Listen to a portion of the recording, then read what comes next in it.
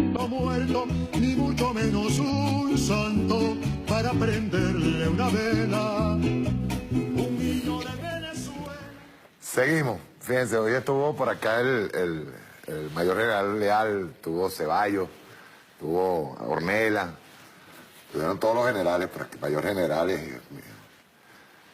Un abrazo a toditos, del CEO. Me dejaron esto aquí de regalo. Por cierto, que mi mayor general tiene el tamaño mío. Yo le digo, bueno, vamos a que me entregue el uniforme. Me entregó un uniforme listo de la República Bolivariana, la milicia bolivariana.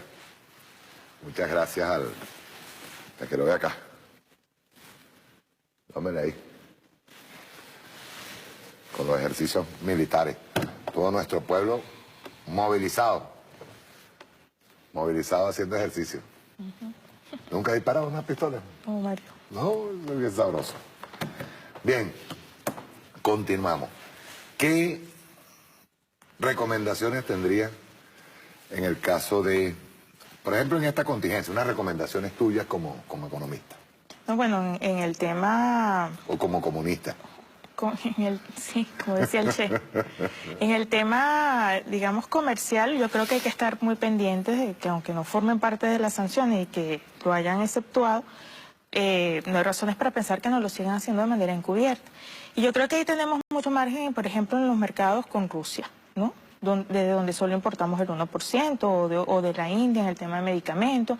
Porque, bueno, si no nos quieren traer los medicamentos, los productos, a pesar de las divisas que se le han entregado, pues el pueblo necesita la protección, ¿verdad? Y yo creo que eso hay que, digamos, tenerlo presente, pero ¿qué se requiere también? El Instituto Nacional de Higiene, por ejemplo, que aprueba los permisos de los medicamentos.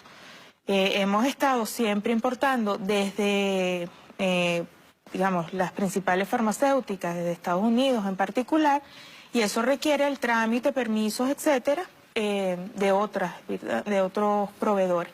Entonces yo creo que eso tiene que estar funcionando a tono y entender que si estamos en una situación de guerra económica, sea o no encubierta, las acciones tienen que prestarse en el marco de la guerra económica. Eso significa que hay que actuar rápido y que hay que tomar medidas, digamos... Tú dirías que nosotros estamos en el marco de una guerra económica, y hay que tomarlo como economía de guerra. Sí, porque es que además hay medidas que no pasan por lo económico para resolver esta situación. O sea, no pasa por lo económico, y lo hemos visto estos 4 años. Entregar más divisas a estas empresas que, a pesar de que se entreguen, los medicamentos y los alimentos o los repuestos no llegan, o los productos de higiene. Si no, sería muy fácil. Bueno, ¿cuánto necesitas? ¿Cuál es el precio de referencia internacional? Se entregan y se supone que los productos deberían estar aquí. Este discurso, por ejemplo, de la crisis humanitaria en salud. Cuando estaba, y ahorita otra vez, no, bueno, en Venezuela hay una crisis humanitaria en salud y estamos presionando, digamos, los mismos que piden la intervención, presionando para que se abra el canal humanitario. Ahí uno se pregunta, ¿pero por qué abrir un canal humanitario? O sea, aquí no ha habido un desastre natural, aquí no ha habido un terremoto, un desastre natural. Las empresas farmacéuticas que históricamente han funcionado en este país siguen funcionando. Entonces, ¿para qué abrir un canal humanitario? Tú lo abres cuando las empresas no pueden producir, no están funcionando, pero aquí está. Entonces, ¿por qué abrir un canal humanitario? Porque estas empresas que han recibido las divisas, no importan los medicamentos sin la necesidad del canal humanitario, pero yendo más allá. Supongamos que no se le entregan las divisas, que es un poco lo que siempre hemos dicho y tiene ahorita mucho que ver con lo del modelo, ¿no? Y lo estructural del modelo económico. Supongamos que de verdad no se le entreguen las divisas o no se le hayan entregado. Bueno, son empresas transnacionales, con capital transnacional. Como en cualquier país del mundo que no tenga petróleo y renta petrolera, esas empresas muy bien pudiesen, si de verdad se trata de un tema humanitario, y es su responsabilidad como productoras, importadoras, pudiesen traer sus capitales para abastecer de medicamentos a la población. O sea, hay que esperar que abrir un canal humanitario de unas empresas que están aquí funcionando y esperar que haya unas sanciones de manera manifiesta. Entonces, un poco ese doble discurso, ¿no? Y sí, estamos en una situación donde no necesariamente se resuelve con esas medidas económicas. Por ejemplo, en el caso del otorgamiento de divisas. Supón tú así mismo como estabas tú hablando ahorita mismo del otorgamiento de divisas, que no ha dejado de fluir hacia el tema de las medicinas. ¿Sería conveniente que estas transnacionales, son transnacionales, se les siga otorgando divisas? Si no van a traer los medicamentos, no tiene sentido. O sea, la idea es, si tú le vas a primero son divisas del Estado, propiedad de todos los venezolanos. Tú se las estás entregando además a tasa preferencial, es para que te traigan los medicamentos. Si no van a traer los medicamentos, pues entonces si no dan respuesta, pues es un poco lo que decíamos, se buscarán otras opciones.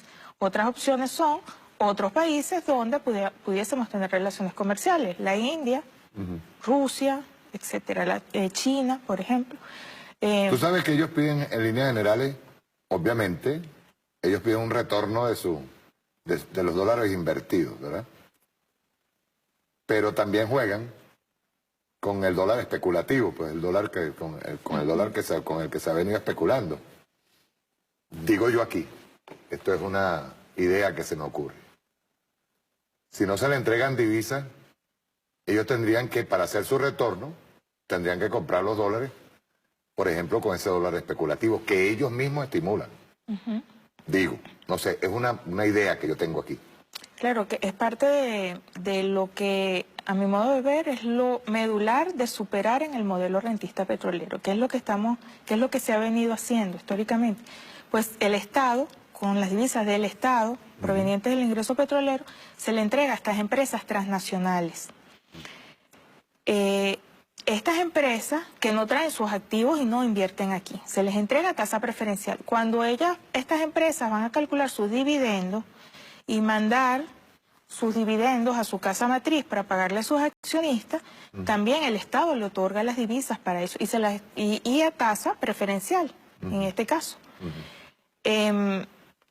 Cuando no reciben las divisas a tasa preferencial, es decir, si yo tengo una ganancia de 100, lo voy a colocar con número, no es igual que yo calcule mis dividendos de 100 bolívares a 10 bolívares o a 3.000, que lo calcule a 16.000, ¿verdad? Si lo calculo a 16.000, pues prácticamente mis dividendos más bien va a generar pérdidas esa empresa. ¿Qué es lo que han venido haciendo las empresas transnacionales? Y creo que es muy importante, digamos, estar pendientes de esta situación. Las empresas transnacionales funcionan con una casa matriz y filiales y subsidiarias. Y cuando llevan su contabilidad lo hacen de manera consolidada. Es decir, suman todas las contabilidades de todos los países y hacen un solo informe. Si ellas contabilizan calculando activos y dividendos a un tipo de cambio no preferencial, eso les puede generar pérdidas a la empresa. O sea, si no tienen la divisa a 10 o a 3.000, sino que tienen que adquirirla en otros mercados. Un mercado que, por cierto, está manipulado, primero que es ilegal, pero además manipulado el valor de ese tipo de cambio. Y que ellos estimulan ese mercado. Y que forma parte de esta guerra económica, un arma de guerra económica, cuyos autores, digamos, intelectuales son las mismas corporaciones, hemos dicho, que son los que están detrás de esto, ¿no? Ahora, ¿qué es lo que han hecho las empresas? Desconsolidaron sus cuentas. ¿Qué significa eso? Que ya no se contabilizan sumando lo que ocurre aquí en Venezuela, sino que dijeron, ya no vamos a consolidar lo que pasa en Venezuela, sino que vamos a tener una relación de compra y venta con la casa matriz. Eso para evitarse cualquier efecto de la manipulación del tipo de cambio ilegal en su contabilidad. Para ellos tiene implicaciones, porque si ellos registran pérdida, el valor de cada acción cae, son acciones que cotizan en las bolsas.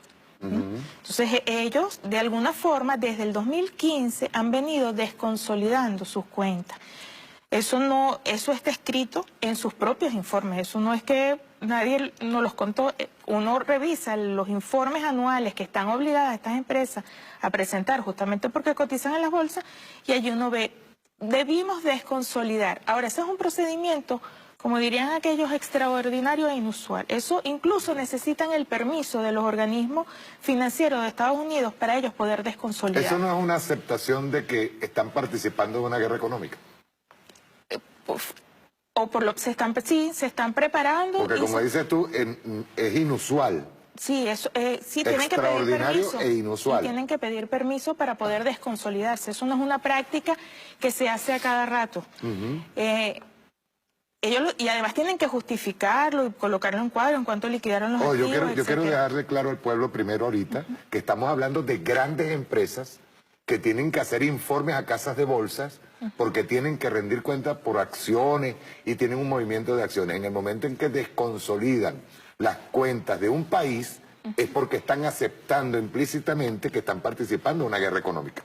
Sí, y ¿Pero no es? o sea, se están preparando para que esa guerra económica no les afecte, de alguna forma. O sea, Eso es bueno explicárselo a la gente para que lo entienda.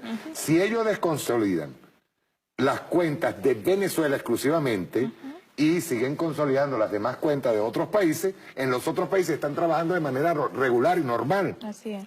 O normada por las reglas del capitalismo, ¿cierto? Sí. Ok, pero en el momento en que tú desconsolidas, en el caso de Venezuela, estás aceptando tu participación en una guerra económica, en una guerra que está distorsionada, o en una economía que está distorsionada por una guerra.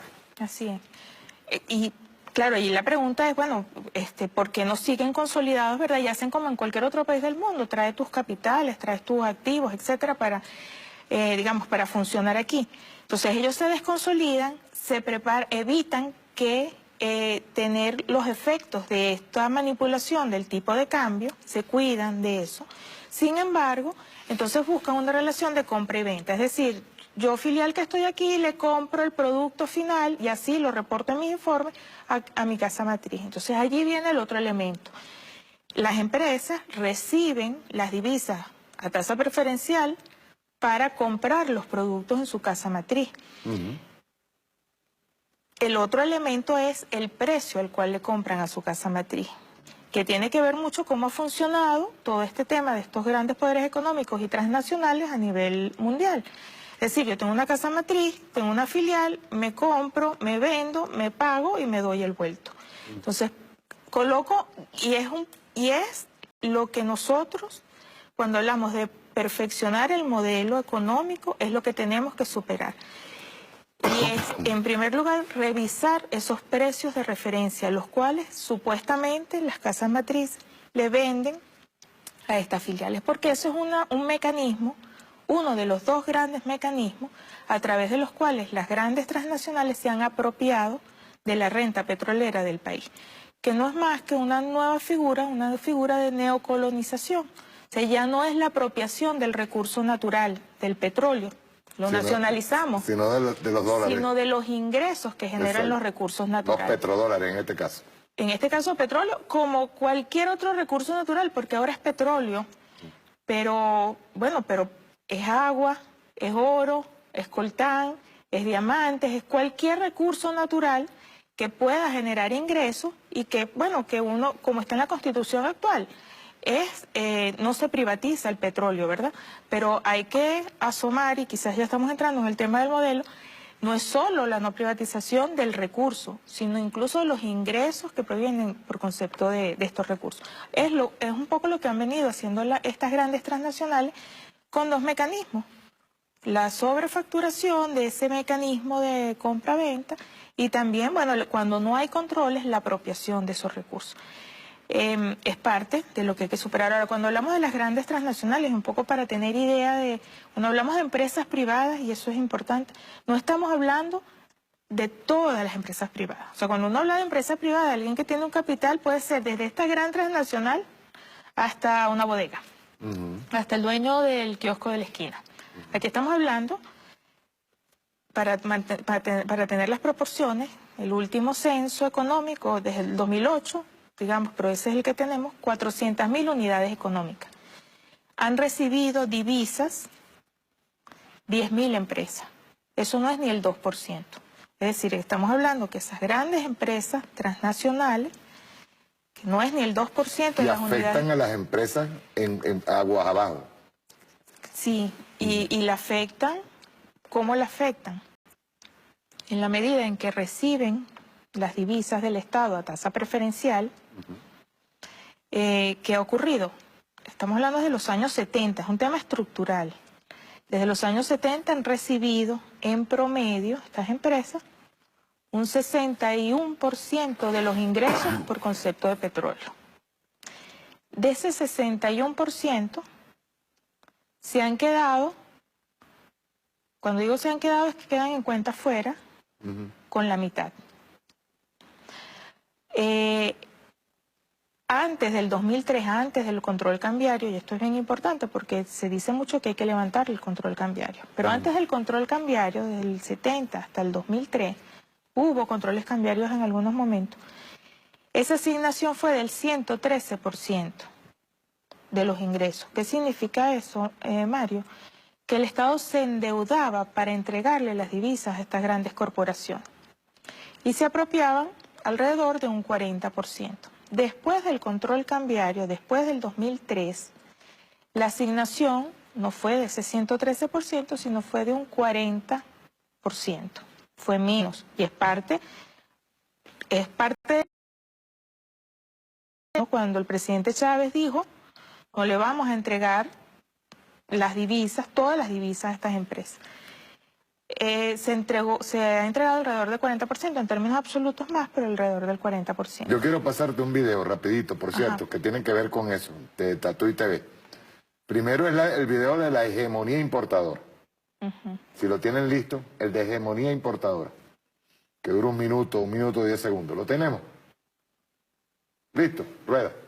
Ahora, me estoy refiriendo al tema de la creación de una corporación de importación y exportación, pero estatal, estatal, estatal. Bueno, para quitarle a la burguesía la hegemonía importadora. Nosotros parecemos pendejos, dándole los dólares a la burguesía, a la pequeña burguesía, a la pequeña burguesía, y ellos importan, subfacturan, sobrefacturan, compran en el exterior que cualquier cosa que valga $1 y vienen acá y lo venden por $5 y el equivalente en bolívares, y además piden más de lo que realmente cuesta. Fíjate, quiero poner en este momento, búscame el de la asignación de divisa al sector privado versus inversión privada de República Bolivariana de Venezuela del año 1969. Búscame en un momentico el gráfico. Esto es bien interesante para que lo veamos, ¿no? ¿Lo tiene? Debe ser el gráfico, está después de costos de importación por tonelada métrica. ¿Lo tiene? No, el otro, este mismo. Este mismo. Yo quiero que me lo expliques detalladamente, fíjate bien, ¿no? Detalladamente para que veamos, para que desmontemos algunos mitos. Esto es lo primero que yo quiero hacer, porque sí, yo por cierto, en la Comisión de Economía, si algo nosotros, y fue lo bueno, entre empresarios y quienes tenemos una visión socialista sobre la economía, nos hablamos clarito. Lo que estamos haciendo ahora mismo, porque estamos en 2 fases. Yo después te voy a pedir, por favor, para hablar de fase 1, que es la solución inmediata que tenemos que atender, ¿verdad? Que es la guerra económica, y tenemos que atender con alimentos, sobre todo alimentos y medicina, y repuestos que también están afectando ahora los alimentos perecederos. Tú me lo explicabas en una oportunidad, traernos hasta un plátano se ha ido encareciendo precisamente porque nos están atacando en el sector de transporte, ¿verdad? Ahora, vamos a explicarle esto a la nación, para ir desmontando, sobre todo el tema de las eficiencias, ¿verdad? Sí. Bueno, este gráfico, ¿qué es lo que muestra, no? Ahí, primero esa línea azul que está allí. Esa línea azul que está allí es la cantidad divisas que se le ha asignado al sector privado desde el año 1969 hasta el año 2014. Si uno ve la línea, se muestra una tendencia creciente. Por cierto, yo quiero hacerte una sola pregunta rapidito. Todas las investigaciones que tú haces tienen sus reportes gráfico, numérico. Sí, porque eso no nace de la nada. No, bueno, imagínate, esos números, la fuente es el Banco Central. En este caso, y son datos desde el año en este caso 1969, el Banco Central tiene sus anuarios y tiene sus estadísticas a través de lo que se llama las cuentas nacionales, todo lo que es producción, inversión y lo que tiene que ver con la asignación de divisas es la información también del Banco Central de la balanza de pagos. Eso es el dato del Banco Central. Allí no hay mayor estimación, es solamente el dato de la asignación y el dato de la inversión en este caso, ¿no? Okay. Son las mismas cifras que manejamos todos los que hacemos este tipo de análisis. Okay. Ni siquiera hay proyecciones allí, ¿no? Que también se hacen, ¿no? Con una metodología. Y eso es bien interesante, yo voy a aprovechar porque a veces se dice, bueno, pero ¿será objetivo esto o no será objetivo? Yo prefiero hablar de rigurosidad. O sea, de rigurosidad porque, bueno, porque cada analista, cada economista, bueno, uno tiene unos valores, unas concepciones, unas ideologías, uno siempre las hay. Ahora, cuando uno habla de rigurosidad en el método, con la fuente de información que utiliza, las teorías que utiliza, ¿qué significa eso? Como decía Humberto Eco, si una investigación es rigurosa, cualquier otro, con la misma información, la misma teoría y la misma metodología, debería llegar a las mismas conclusiones. Exacto. Y ahí están las cifras, pues, ¿no? Son las divisas entregadas al sector privado. Tiene una tendencia creciente, se ve que después de 1999 la asignación ha sido alta, ¿no? Ese pico que está allí, 2007, 2008, en términos absolutos, que decía, en términos absolutos se ha entregado divisas al sector privado. Eso suma desde el 70 hasta el 2014, para que tengamos una idea, casi 690.000 millones de dólares asignados al sector privado durante toda esta Estamos hablando desde el 69 hasta el 2014. ¿Y por qué tomamos el 70? Bueno, porque allí fue la década de la nacionalización del petróleo, un poco para mostrar qué ha pasado después de la nacionalización del petróleo. Estamos hablando de 700.000 millones de dólares. Eso es el 60% de los ingresos por concepto de petróleo, que básicamente es lo que entra por divisa. Eso se le ha sido asignado y entregado a la empresa privada. Sector privado. Al sector privado. Okay.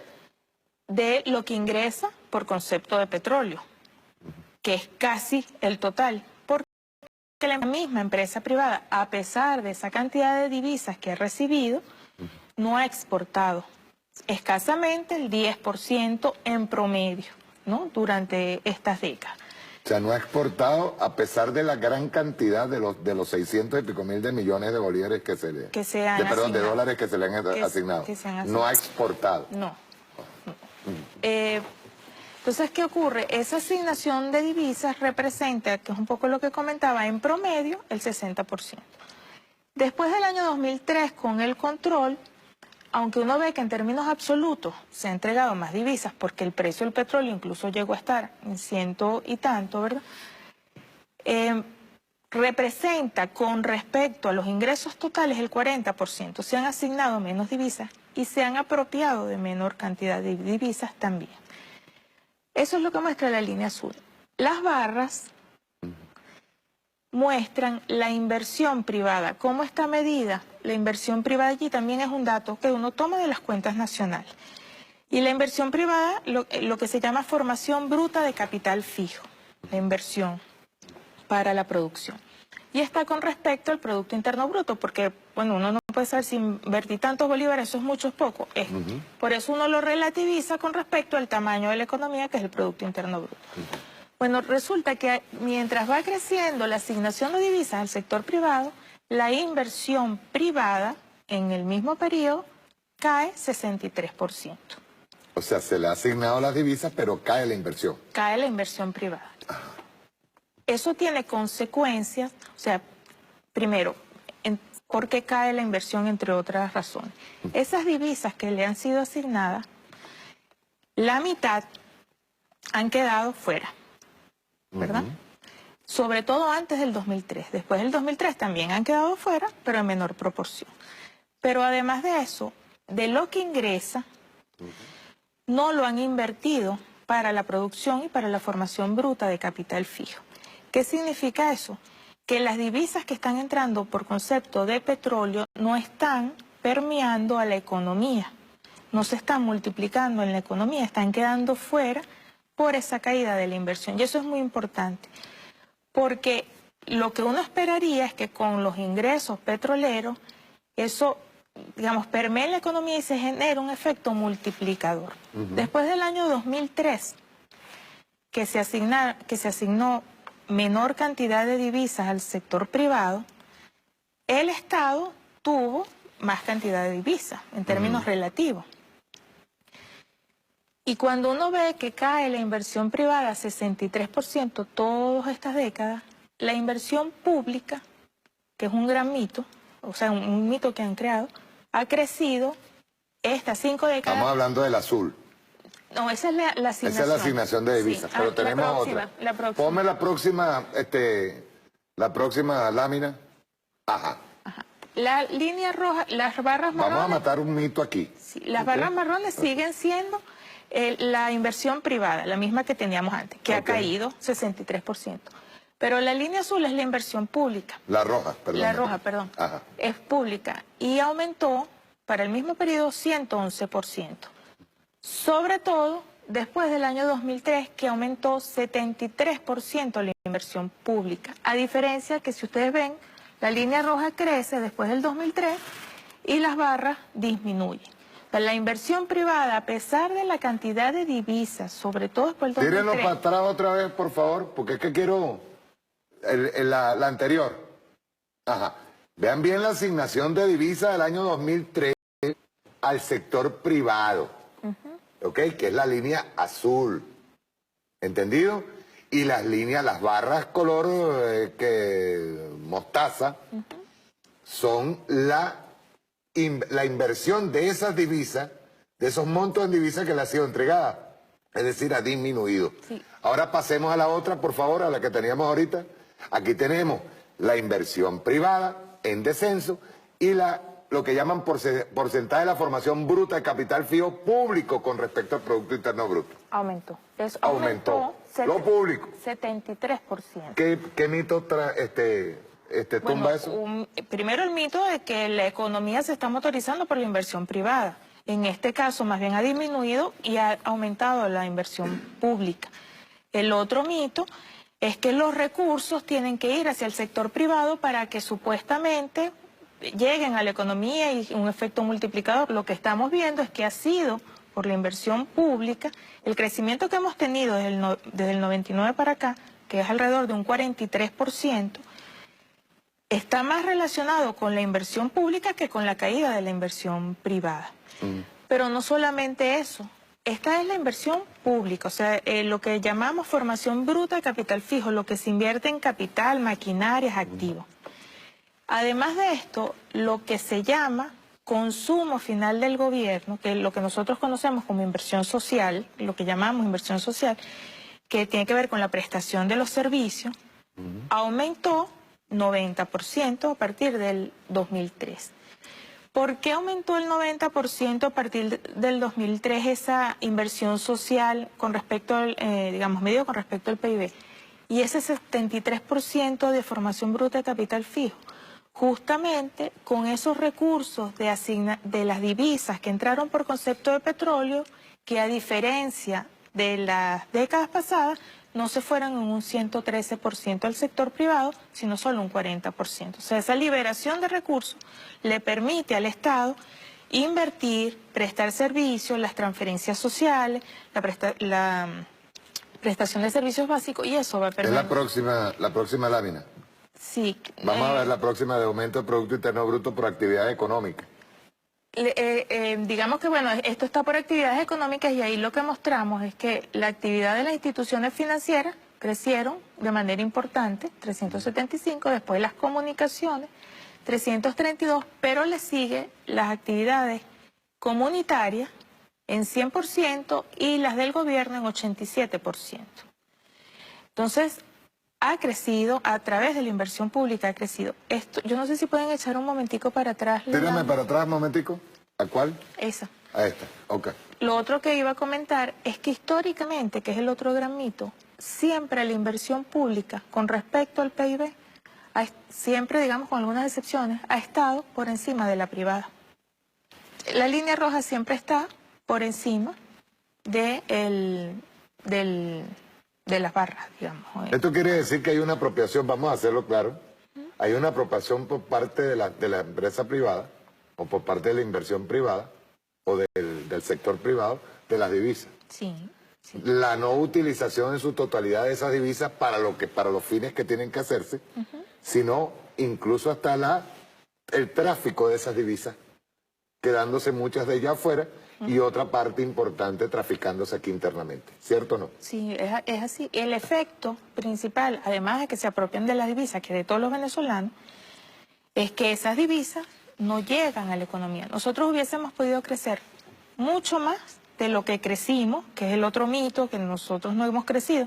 Nosotros desde el año 70 crecimos 173%, pero hubiésemos podido crecer mucho más si esas divisas se hubiesen utilizado para la inversión, para la producción. Porque, por ejemplo, yo lo voy a colocar, digamos, como un ejemplo, el Estado puede decidir crear un ferrocarril desde la frontera con Colombia hasta el Estado Bolívar.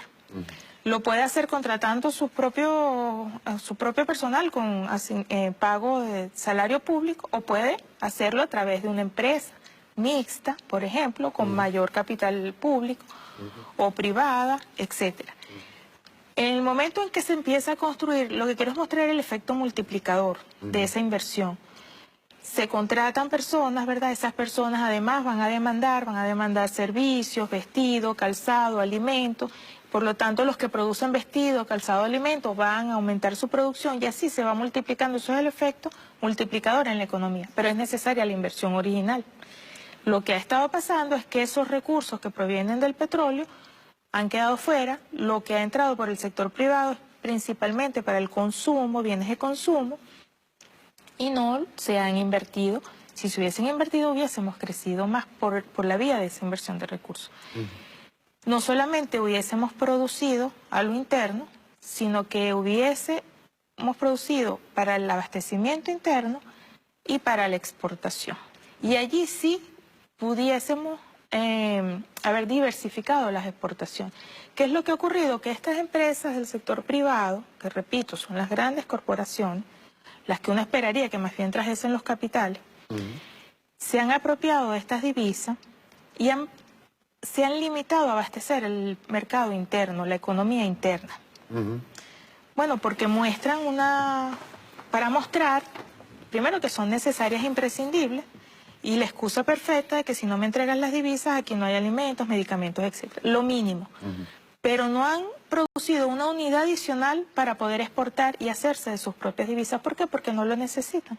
Porque obtienen las divisas, además a tasa preferencial, por la vía del Estado. Ese Estado que en los mitos se dice que es un Estado ineficiente. Entonces allí vemos una empresa privada que no genera sus propias divisas, que además dice que el Estado debe tener una participación mínima en la economía, porque es ineficiente, pero sí acude al Estado para hacerse de las divisas del sector, de las que provienen del petróleo. En la otra que tenemos del aumento del Producto Interno Bruto, por favor pásame a la otra. Aquí tenemos instituciones financieras. Fíjate que aquí yo quiero hacerte una pregunta específica, sobre todo viendo el crecimiento, sobre todo en el sector bancario, ¿no? Instituciones financieras y seguros que subieron 375%. Y es quizás ahora mismo, en este momento, una de los sectores que más está conspirando en contra del Estado. Y ve el crecimiento que tuvo, 375%, el financiero y el seguro. Fue la que más creció. Exacto. Comunicaciones, que subió 332%, y es otra de las que también está conspirando. Y fíjate, es la segunda más importante en crecimiento. Sí. ¿Verdad? Luego viene el mito, que dice que los servicios comunitarios, sociales, personales y producción de servicios privados no lucrativos, que supuestamente no crece, tiene un crecimiento del 100%. Sí. Tiene producción de servicios del gobierno general, un 87% en crecimiento. 64% en comercio y servicios de reparación, electricidad y agua, 61%, servicios inmobiliarios, empresariales y de alquiler, fíjate bien, en 50%. Y esto yo diría que aquí habría que diseccionar entre lo público y lo privado, ¿no? Porque en lo público ha habido exponencial, una grandísima cantidad de ese crecimiento tiene que ver con el público. Sí. Sobre todo porque ya pasamos más incluso yo creo que este año debemos llegar a las 2 millones de viviendas. Tiene el transporte y almacenamiento 46%, construcción 34%, agricultura, ganadería, casas, silvicultura y pesca 27% y 12% manufactura. ¿Qué te refleja esto? Bueno, hay varias lecturas, ¿no? Primero, la importancia de lo que se ha dicho, que la producción en lo comunal y en lo comunitario no es eficiente. Ahí estamos viendo el crecimiento del 100%, igual que el gobierno general, eso por una parte. Otra lectura que uno le puede dar a este gráfico es que ha habido crecimiento en las actividades económicas, cuando uno compara del 99 al 2015, ¿no? Y aquí quizás aprovechar para mencionar algunas cosas que de alguna forma están en el discurso, ¿no? En el discurso, sobre todo el que busca atacar el modelo económico y las políticas económicas. Que en el discurso está que estamos en la peor crisis económica vivida en Venezuela, ¿no? Por la disminución de la producción desde el año 2012. Ciertamente ha habido una disminución de la producción desde el año 2012 hasta el 2015, porque hemos estado durante 4 años en una caída del precio del petróleo que determina de alguna forma la producción en Venezuela. Claro. Pero si nosotros comparamos esa caída con el año 2012, el año 2012 fue uno de los años con mayores niveles de producción. Nos va a mostrar una caída. Pero fíjate que si nosotros comparamos 2012 con 2015 vamos a ver una caída, pero si comparamos 99 con 2015 vemos incrementos. Y esto un poco porque hay que contextualizar la situación. Ciertamente ha habido una disminución de la producción, pero a pesar de que ha habido una disminución de la producción por la caída de los precios del petróleo, a pesar de la guerra económica, estamos en niveles de producción relativamente mayores que los que tuvimos en el 2000, 2001, etcétera, ¿no? Y eso hay que mencionarlo, ¿no? En ese sentido. Y es otra de las lecturas que se puede dar en este gráfico. Yo creo que hay un gráfico siguiente que tiene mucho que ver con este. ¿Personas ocupadas según categoría? ¿O Producto Interno Bruto del sector financiero y seguro? Las personas ocupadas. Las personas ocupadas en este. Y tiene mucho que ver con los niveles de producción por actividad. Esto es información del Instituto Nacional de Estadística, también es un dato que se toma, lo publican semestralmente, y allí uno ve que los empleados del sector público aumentaron 93% entre el 98 y el 2015. Eso está muy relacionado con el incremento de la producción. Los del sector privado solamente aumentaron el 34%. Patronos y empleadores un 3%, que está también muy relacionado con la caída de la inversión privada. Pero los miembros de cooperativas y medidas incrementaron 768%. Pero hay una pregunta que te quiero hacer ahorita. Déjame este gráfico allí. ¿Cuánto es el porcentaje que se le ha entregado en divisa a empresas privadas?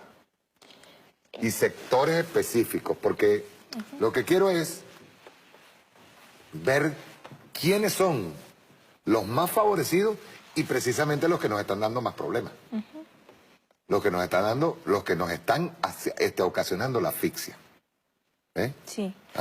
Bueno, en promedio se le ha entregado, o sea, el porcentaje con respecto a los ingresos petroleros, ¿no? 60% es el 70%. Desde el 2003, con el control cambiario, se le ha entregado el 41% de las divisas. De eso, se han apropiado de la mitad.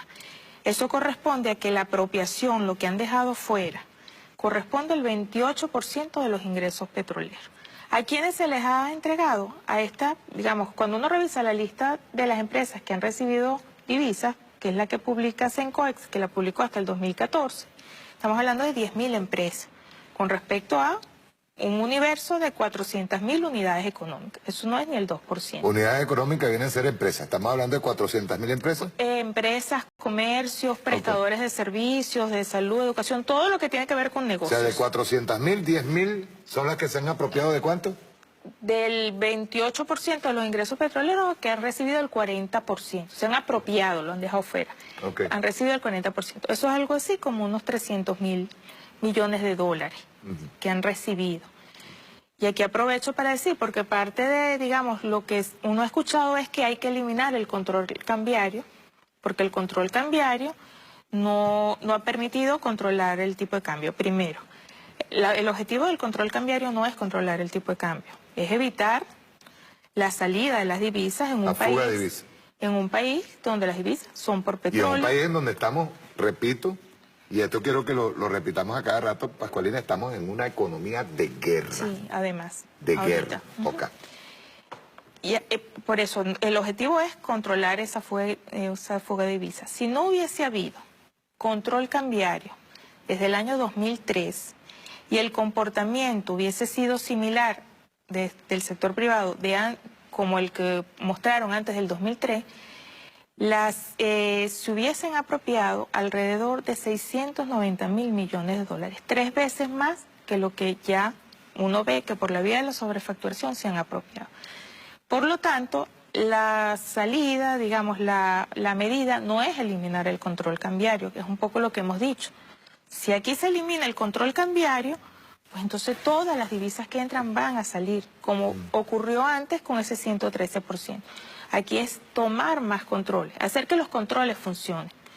Revisar que la asignación de divisas que estamos realizando, a qué empresas, primero pasearse por la idea de por qué hay que asignar las divisas a las grandes transnacionales que tienen capitales y que deberían traerlos. Estamos hablando de las grandes corporaciones. Y que además deberían exportar para hacerse sus propias divisas. Pero además, si se están asignando, ¿para qué? ¿En qué cantidad? ¿A qué precios de referencia internacional? Esos son los controles que hay que establecer y digamos, perfeccionar como parte del perfeccionamiento del modelo. Hay una tabla de controles de precios de productos a nivel internacional. Sí, hay precios de una tabla, o referencia. sea, que no nos puedan venir con una sobrefacturación. Sí, hay precios de referencia desde los commodities hasta cualquier, eso es parte de los mercados. Y es allí donde uno dice, bueno, la empresa tal que tiene su casa matriz en tal sitio y su filial aquí me está diciendo que este producto cuesta $10. Pero ya va, la de la India, pues lo está vendiendo en 5. Yo estoy en todo mi derecho en comprárselo al de la India, ¿no? Porque me lo está vendiendo. Ese es parte de los controles que hay que perfeccionar, incluso como parte de la asignación de divisas. Las estimaciones que nosotros hemos hecho, digamos, con estos datos del Banco Central, para que tengan una idea, ¿no? Estamos hablando que ni siquiera el 2% de las empresas se apropian de alrededor de un 40%. O sea, el 2% de las empresas del sector privado se apropian. De alrededor de en promedio del 70%. Del 70%, exacto. Los últimos años... Hay que especificarlo, ¿no? Sí. Porque ahora mismo, en este momento, hay incluso ellos, tú sabes, es la excusa que hay para la asfixia. En este momento hay un control muy rígido con la entrega es más, desde el mismo presidente Nicolás Maduro dijo que esto está casi que quirúrgico. Sí. La entrega de divisas. Que es parte de los controles que hay que perfeccionar. De ese escaso 2% de empresas, desde el año 70 se han apropiado del 33%. Antes del 2003 se apropiaba del 44%, después del 2003 del 28%, o sea, disminuyó la apropiación. Ahora, cuando hablamos del 2% de las empresas, en términos de población, estamos hablando que el 1,3% de la población se apropia de esa cantidad de divisas, evitando que esos recursos permeen a la economía. Por eso es que el tema de la transferencia de la renta petrolera, de la captación de esos ingresos por concepto de petróleo, a mi modo de ver, es lo medular de la superación del modelo rentista petrolero. Si nosotros queremos avanzar hacia un modelo productivo y diversificar las exportaciones, tenemos que pasar primero por evitar esa transferencia de los ingresos petroleros para que entren a la economía, ¿no? Ahora, en términos de número, eso significa que este 1,3% que estamos hablando de 400.000 personas más o menos, desde el año 70, en promedio, grandes promedios, se han apropiado anualmente cada una de 19.000 dólares anuales. Cada una desde el año 70. Esas 400.000 personas.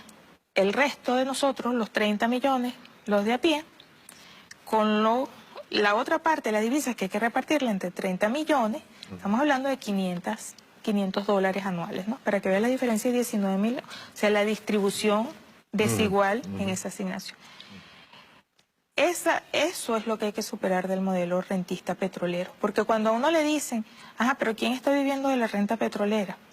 Pues es ese 1,3%, que no solo se apropia, sino que además no permite que eso llegue a la economía, se multiplique en un proceso productivo, se produzca para el nivel interno y además se puede exportar y tener otra vía, otra fuente de divisa. Yo escuché a un constituyente, en este caso a Julio Escalona, el comandante.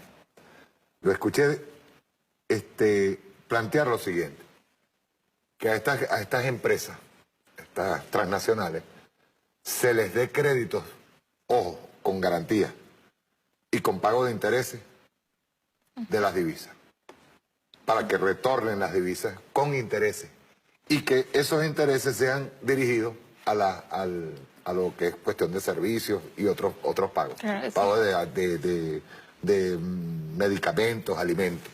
Sí. Esa sí, yo le he escuchado al profesor Escalón, es la propuesta que significa, esas divisas son públicas. En todo caso yo te las puedo prestar, pero tú me las devuelves, además me las devuelves con intereses, no es que tú te las vas a llevar. Y mucho menos a tasa preferencial. Yo te las voy a prestar para que tú produzcas en el país, además a una empresa. ¿Esa práctica es normal en otros países? Es que somos pocos los países.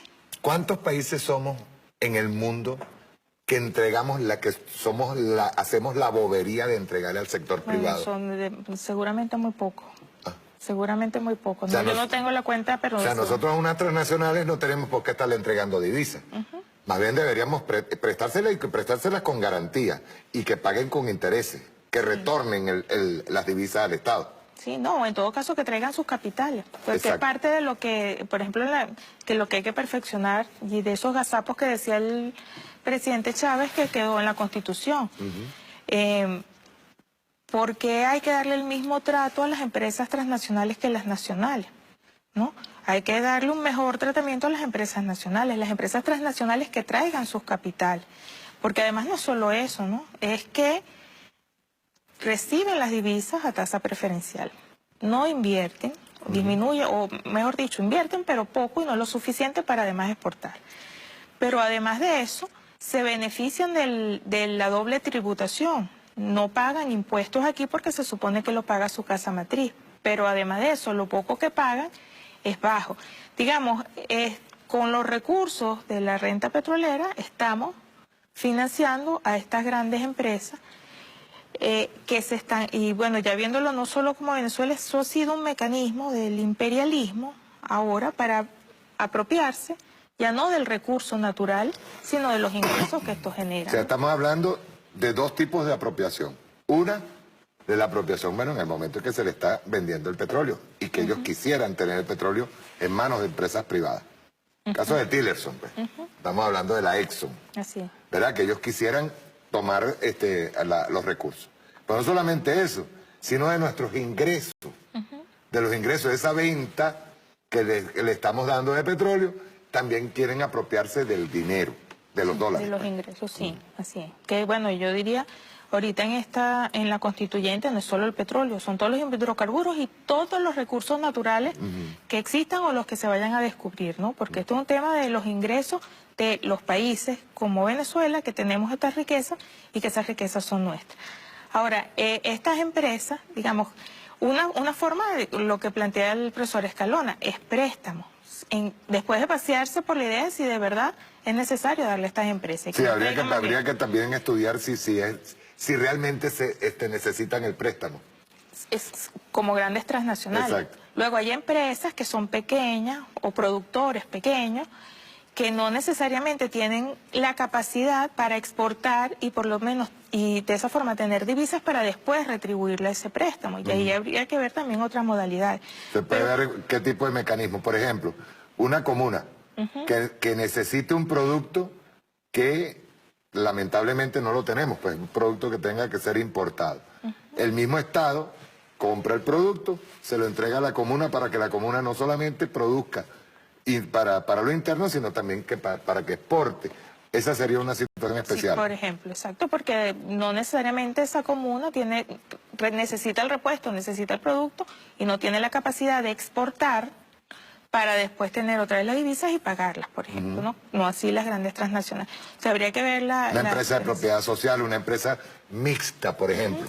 Sí. Podría ser tratada en ese sentido, siempre y cuando el Estado controle la compra de la divisa, controle la compra de la materia prima con divisa, la coloca, ¿verdad? Y de inmediato va al retorno cuando esa empresa haga la exportación. Así, sí. Pero lo importante es que no se apropien de los ingresos, de los recursos Vamos naturales. a ver algo porque quiero hablar de propiedad. Porque también hay otros mitos. Dicen que nosotros estamos en contra de la propiedad privada, que estamos en contra de... Y, bueno, a la postre está cada vez que vemos los números. Yo creo que hasta la propiedad privada ha tenido privilegios excesivos. Sí. Nada más con la asignación de divisas. Exacto. Entonces vamos a ver, y luego te quiero hacer una pregunta, pero esa pregunta va a venir luego de este video, también de Tatuí, que habla de la propiedad social. Rueda. Chávez, radical. Entonces, en el capitalismo, reina, domina, se convierte en hegemónico en el modelo capitalista las relaciones de propiedad privada. Instalan su hegemonía la propiedad privada. Por eso es que los reyes, porque se creen reyes, los ricachones, dueños de grandes extensiones de tierra y de monopolios y grandes fábricas en Venezuela, arremeten con tanto odio contra nosotros. Porque estamos planteando que es el modelo socialista donde debe imponerse la hegemonía de la propiedad social, no de la propiedad privada. Óiganlo bien, ¿por qué digo esto? Porque ustedes seguramente habrán oído a la burguesía, que tiene grandes propiedades y las defiende, por supuesto, tratar de tergiversar mi planteamiento, nuestro planteamiento, tratar de meterle miedo al pueblo diciendo, por ejemplo, cosas que no son ciertas, que Chávez les va a quitar la vivienda. No, ustedes saben que es mentira. Más bien estamos construyendo cuanta vivienda podamos para asignársela en propiedad a la familia venezolana. Eso es importante tenerlo claro. De esa manera, yo lo digo, en la medida en que vayamos avanzando en el camino, seguirá creciendo en Venezuela la propiedad social sobre los medios de producción. Sobre los medios de producción he dicho, ¿cuáles son los medios de producción? La tierra, por ejemplo, es por naturaleza propiedad social. Muchos de los que dicen, no, esta tierra es mía, mentira. Busquen los títulos a ver si es verdad. Casi todas las tierras venezolanas que hoy siguen en manos de grandes propietarios fueron ocupadas ilegalmente. Se las quitaron al pueblo, masacraron a los indígenas, a los campesinos y se adueñaron. El capital, ese es otro de los factores de producción, pero no para el capitalismo, no, es para ponerlo al servicio del socialismo. Y cuando uno dice el capital, estamos hablando de las máquinas, la maquinaria, las herramientas, las fábricas. Ahora, esas maquinarias, esas herramientas, esas fábricas deben ser de propiedad del pueblo, propiedad social sobre los medios de producción. Las relaciones de propiedad, las relaciones de producción. Las relaciones de producción son, sobre todo, relaciones de explotación. Un patrono que explota a unos esclavos. En lo técnico, la división del trabajo, que embrutece al trabajador. Simón Rodríguez lo decía con una claridad extraordinaria. Y él dijo, si para fabricar buenas tijeras de cortar uñas hubiera que convertir a los trabajadores en máquinas, en esclavos, mejor sería que sigamos cortándonos las uñas con los dientes. Las relaciones de producción en el trabajo productivo, en la fábrica, no pueden ser relaciones capitalistas, donde el patrono explota y convierte a los trabajadores en verdaderos esclavos y máquinas. Les sacan el jugo en la vida útil y después los echan a la miseria y los convierten en ejércitos de harapientos. El socialismo debe liberar al trabajador, liberar a la trabajadora y crear nuevas relaciones de trabajo. O se va por el capitalismo, que es el sistema no social, o nos vamos por el socialismo, por donde vamos nosotros construyendo la patria socialista.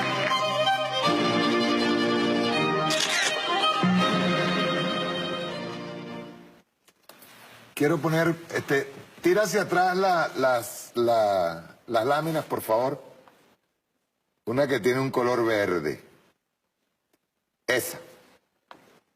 Porque hay otro mito que nos dicen que somos una economía de puertos. Sí. Expliquemos aquí con... Bueno, es parte de lo que se ha dicho, que aquí no se produce nada, que todo lo importamos, pero cuando uno comienza a analizar las cifras, repito, cifras del Banco Central, de todos los anuarios publicados, que observamos que si nosotros revisamos las importaciones medidas en dólares, bueno, han ido aumentando. Y con respecto al tamaño de la economía, han ido aumentando. Pero si nosotros más bien revisamos las importaciones en unidades físicas, en toneladas o en kilogramos, pues nos llevamos la sorpresa que desde el año 70, sobre todo desde el año 76, la importación de bienes medidos en toneladas solo ha aumentado un 4%. Y en términos per cápita ha disminuido 55%.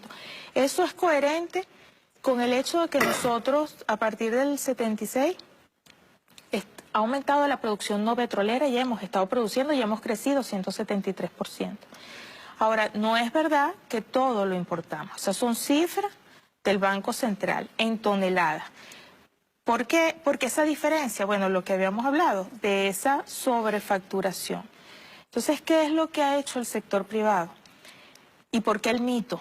Porque ese mito le ha servido, ha sido la excusa perfecta para la apropiación de las divisas. Porque entonces le dicen al Estado, si no me das divisas, si no me das incentivos y si no me das cada vez divisas, pues entonces no puedo importar, no puedo producir, y aquí no hay que comer y no hay medicamentos, etcétera, etcétera, etcétera. Y resulta que cuando lo vemos en términos de toneladas métricas, eso es lo que obtenemos. Pero además, cuando lo calculamos con respecto al PIB otra vez, ¿no? Decir, bueno, eso será lo que importamos, será mucho o poco. Bueno, vamos a verlo con respecto al tamaño de la economía.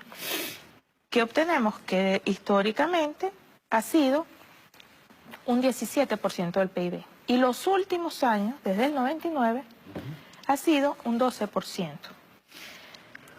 La importación en los Estados Unidos con respecto al PIB es el 11%. Entonces ahí uno dice, bueno, ¿somos una economía de puertos o es Estados Unidos la economía de puertos? Si nosotros lo calculamos con precios de referencia internacional, es decir, llegaron tantas toneladas, pero no al precio que dicen los importadores haber traído esos productos, sino a los precios de referencia internacional. Que además, ¿cómo calculamos esos precios de referencia internacional? Con los niveles de inflación de nuestro principal socio comercial, que digamos históricamente ha sido Estados Unidos. Resulta que mientras ha bajado los precios en Estados Unidos, aquí han aumentado los costos por importación. Pero ese mito, que somos una economía, no estamos diciendo que aquí no importamos, claro que importamos. Ahora, ¿qué importamos? Importamos sobre todo, el primero en la lista, maquinaria, repuestos, tecnología, ¿no? Eso es lo que cubre la mayor importación. En segundo lugar, todo lo que tiene que ver con vehículos, transporte. Y en tercer lugar, los productos químicos, que tiene que ver mucho con el tema farmacéutico. Digamos, esos tres rubros, rubros que están clasificados como sección en las importaciones, son los que se llaman históricamente principalmente las importaciones. Y que hemos dicho, en alimentos importamos el 12%, por ejemplo, no importamos todos los alimentos. Pero eso ha servido de discurso para la apropiación de las divisas. Necesito más divisas, pero de parte, digamos, del Estado, la necesidad de establecer más controles con esos precios de referencia y con el seguimiento de esa asignación de las divisas. Vamos a hacer una especie de ejercicio. ¿Qué es lo perentorio en este momento? Porque yo hablaba primero de una primera fase, que es que tenemos que responderle al pueblo. Pues hay evidentemente una asfixia con relación a alimentos, con relación a repuestos, que son los que ahora están afectando, eso lo hablamos en una oportunidad, que son los que están afectando ahora los alimentos perecederos, pues, que es el caso de los plátanos, las verduras y todo esto, el traslado, en el momento en que vinieron, que le cobraron al pueblo el haber ganado la Asamblea Nacional Constituyente, ¿verdad? Con el dólar today, con el crecimiento del dólar, nos hicieron que lo que nunca se dejó de producir, que fueron los alimentos del campo y los alimentos perecederos, crecieron exponencialmente. ¿Qué se haría en este momento para evitar la asfixia, para corregir esa asfixia?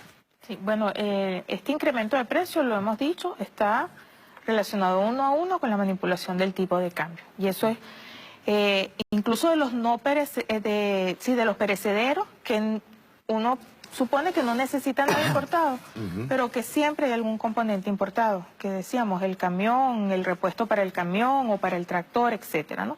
Y eso mueve todas las estructuras de costo. En estos momentos, y así hay que entenderlo porque estamos en una guerra económica, la principal arma de guerra es esa manipulación del tipo de cambio. O sea, por el control de esa manipulación es fundamental para evitar todas las distorsiones y ese incremento de precio.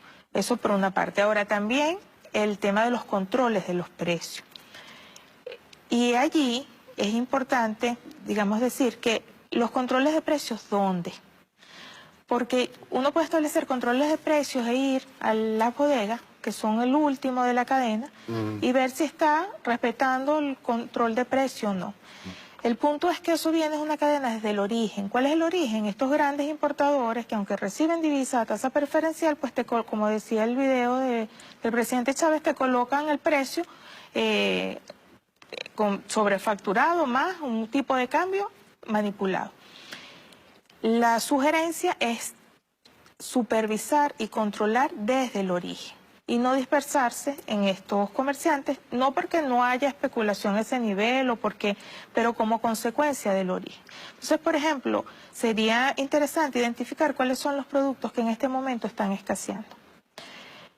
Esos productos que están escaseando, la responsabilidad de producción, importación y distribución está en manos de muy pocas empresas. Yo creo que es muy importante visitar esas empresas transnacionales que han recibido divisas. Estamos hablando de empresas de alimentos, medicamentos y productos de higiene. Productos de higiene. Y repuestos, que tampoco es que sean muchos. No son las 10.000 de las que estamos hablando que recibieron. Estamos hablando de poquitas. Estamos hablando de pocas, ¿no? De pocas. Quienes concentran el mercado de la producción, importación y distribución. Y bueno, analizar y visitar, bueno, se te dieron tantas divisas, ¿por qué esos productos no están?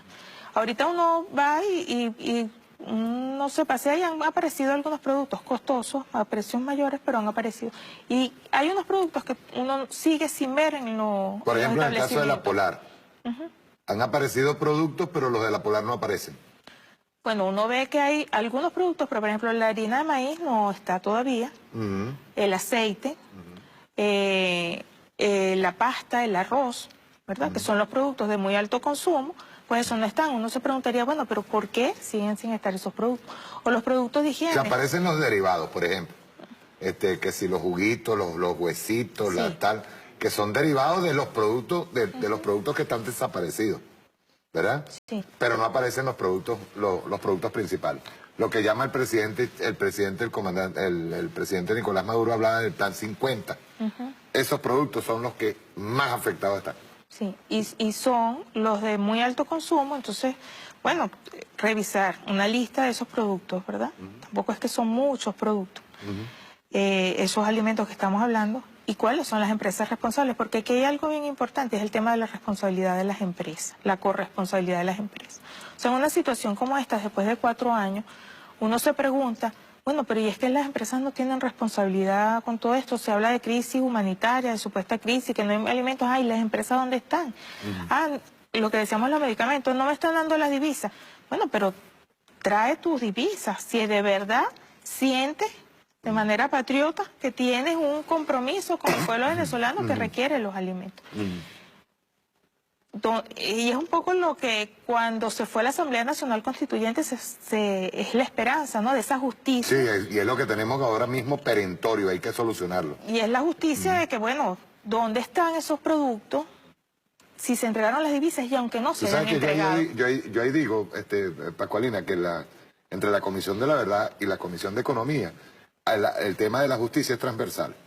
porque no solamente se toca el tema de la impunidad por parte de estos, los guarimberos, y de las muertes que se han provocado y la violencia, que dicho sea de paso, la Asamblea Nacional Constituyente vino a darle paz, que fue nuestro principal objetivo, el inicial. Ahora viene el otro, que es transversal de justicia, que es el económico. O sea, quiénes de esas empresas que tienen que ser señaladas con nombre y apellido, citadas y inspeccionadas, y tienen que rendir cuentas sobre las divisas que se le entregó, pues. Claro, ahí por ejemplo yo estaba escuchando al fiscal, a Tarek William Saab, hablando de unos casos que supuestamente habían sido sobreseídos, que habían recibido divisas de Sencoex, empresas, ¿no? Bueno, yo creo que en este momento revisar, pues, si además de esos casos hay otros, de denuncias, incluso de prácticas de monopolios que son ilegales. Por cierto, disculpa, un comentario aquí, aparte, ¿no? Qué vergüenza dio la fiscal general en una reunión de fiscales en Brasil.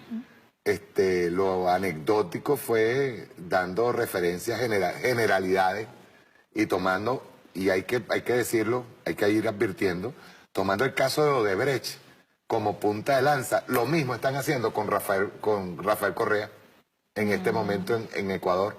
Lo mismo, igualito, para que ustedes vean cómo el imperio se ha ido moviendo, porque tienen temor. Ya Lula está moviéndose en encuestas, se está moviendo Cristina en encuestas, el mismo López Obrador se está moviendo en encuestas. Es decir, se les está revelando el continente latinoamericano, y obviamente están con la tristeza que dio esta señora, que, bueno, si señalamos incluso el video que se le hizo en la casa de Prada y marcas. Bueno, era un comentario aparte. Sí. Bueno, es eso, cuando uno habla de justicia es eso, revisar qué es lo que está pasando. Y bueno, digamos, lo que hablábamos al inicio, seguirle entregando divisas a unas empresas que no están dando la respuesta, que no están trayendo los productos, ¿verdad? Entonces, la oportunidad también de revisar otros mercados. O sea, no se justifica que se sigan entregando divisas a empresas o dándole beneficios a empresas, concesiones a empresas, cuando no están dándole respuesta a un pueblo, porque yo creo que es importante repetir que es el pueblo el que está pasando las necesidades porque no está tal alimento, tal medicamento, etcétera, ¿no? Entonces, bueno, esas divisas, en vez de seguírselas entregando, entregárselas, buscar otros mercados que puedan, digamos, abastecer a la población. Estamos terminando el programa, pero quiero hacerte dos preguntas, y ya esto que hablamos ahorita fue en lo inmediato, ¿no? Pero en cuanto al modelo económico, ¿qué rol tiene que tener la empresa privada? Por ejemplo, yo hablo generalmente de la empresa privada, no la hablo como el sujeto capitalista de búsqueda de ganancia y más nada, ¿no? Yo creo que la empresa privada, y eso yo lo he expuesto en la comisión, la empresa privada tiene que tener un rol social, tiene que entenderse como social, y aparte de eso tiene que tener un rol nacionalista, de protección al Estado, y de protección al Estado que le proporciona la ganancia, Sí. o de la sociedad que le proporciona la ganancia, pues de su propio pueblo, ¿verdad? ¿Qué rol tiene que tener la empresa privada? Y en el caso del modelo socialista, digo, ¿qué rol tiene que tener el Estado como contralor y controlador, pues en este caso de la economía? Como empresa privada, más allá de los intereses que pueda tener, tiene una responsabilidad, lo que decíamos, tiene una responsabilidad con una población. Sobre todo, además, si son bienes estratégicos, alimentos que están asociados a la salud, a la vida y a los derechos humanos de una población. Y es parte de una discusión por la que se debería avanzar. Por ejemplo, una de las preguntas que nosotros nos hacemos, ¿por qué en la Constitución lo que hay son derechos para la empresa privada? ¿Dónde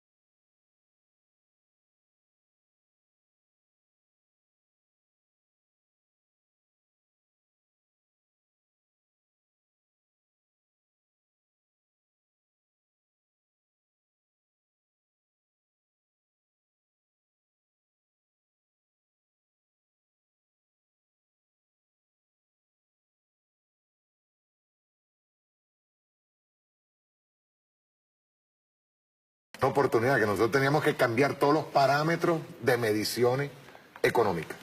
Porque la economía tiene que estar en función del individuo y no, o del ser humano, y no el ser humano en función de la economía. Claro, la economía es el medio pero el objetivo final es el vivir bien de la población. Y eso es lo que tenemos que medir.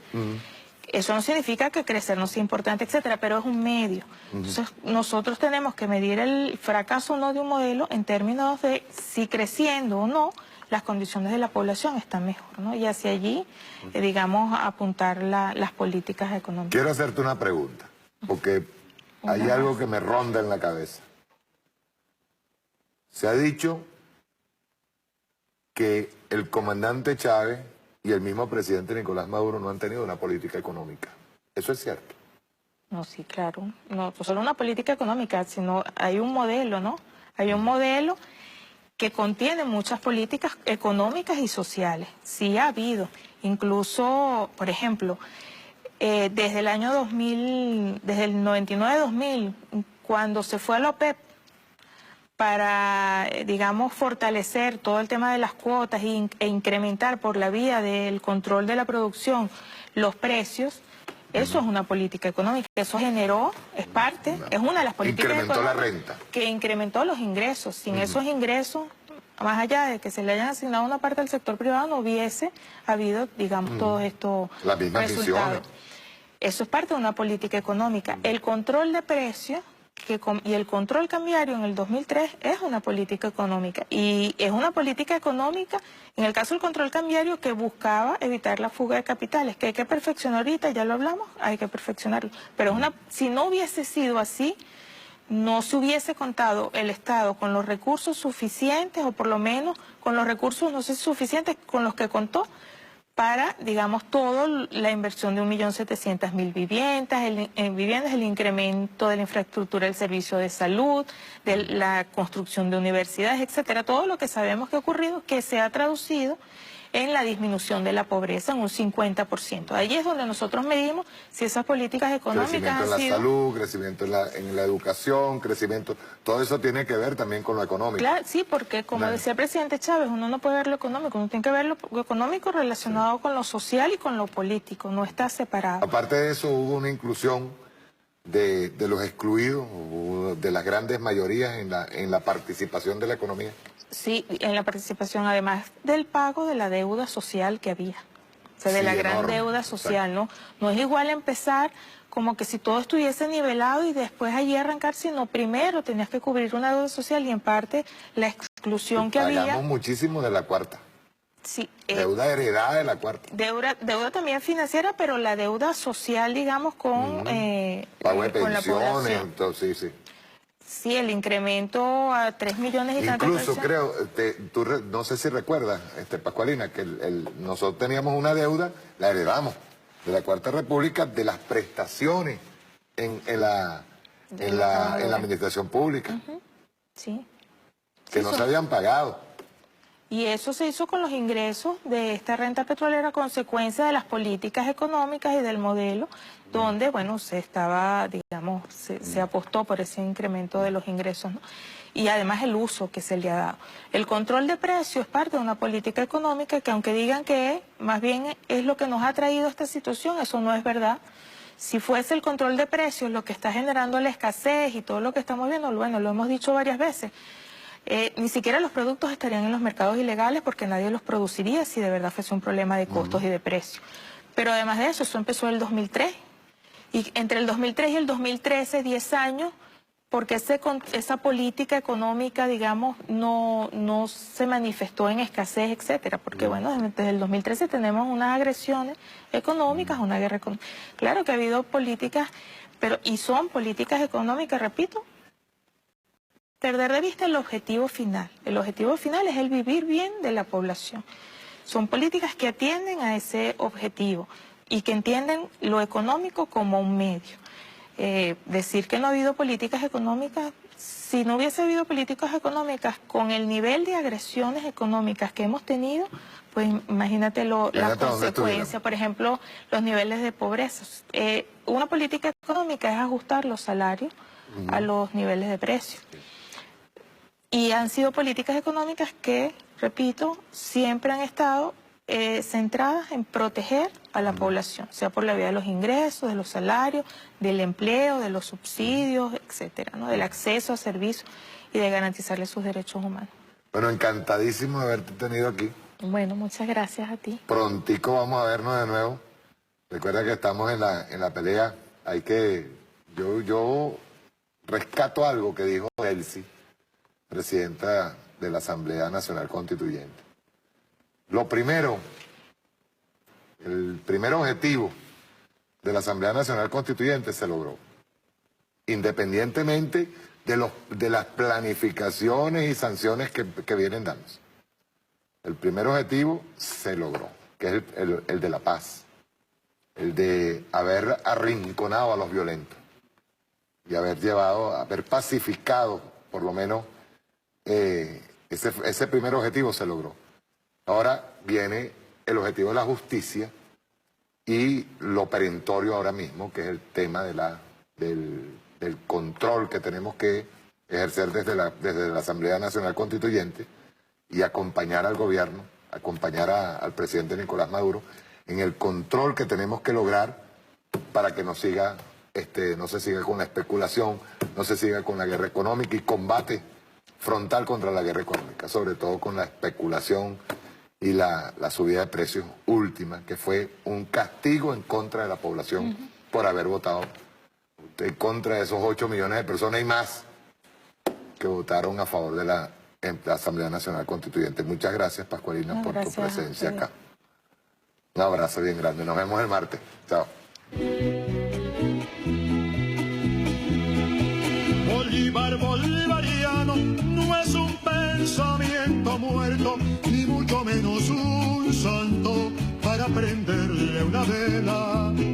Un niño de Venezuela tuvo un encuentro con él, puede ser imaginario, pero pudo suceder.